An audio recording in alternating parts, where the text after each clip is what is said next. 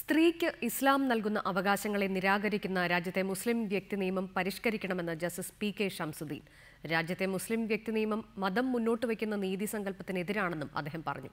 കോഴിക്കോട്ട് കേരള മുസ്ലിം മഹിളാ ആന്തോളൻ പ്രഖ്യാപന സമ്മേളനം ഉദ്ഘാടനം ചെയ്യുകയായിരുന്നു അദ്ദേഹം. പുരുഷ കേന്ദ്രീകൃതമായ മതസംഘടനകൾ സ്ത്രീകളുടെ പ്രശ്നങ്ങൾ ഏറ്റെടുക്കുന്നതിൽ പരാജയപ്പെട്ട സാഹചര്യത്തിലാണ് കോഴിക്കോട് കേരള മുസ്ലിം മഹിളാ ആന്തോളൻ എന്ന പേരിൽ സംഘടന രൂപീകരിക്കപ്പെട്ടത്. ഇസ്ലാം മുന്നോട്ട് വെക്കുന്ന നീതി സങ്കല്പത്തെ നിരാകരിക്കുന്ന ഇന്ത്യയിലെ മുസ്ലിം വ്യക്തി നിയമം ഭേദഗതി ചെയ്യണമെന്ന് പ്രഖ്യാപന സമ്മേളനം ഉദ്ഘാടനം ചെയ്ത ജസ്റ്റിസ് പി.കെ. ഷംസുദ്ദീൻ പറഞ്ഞു.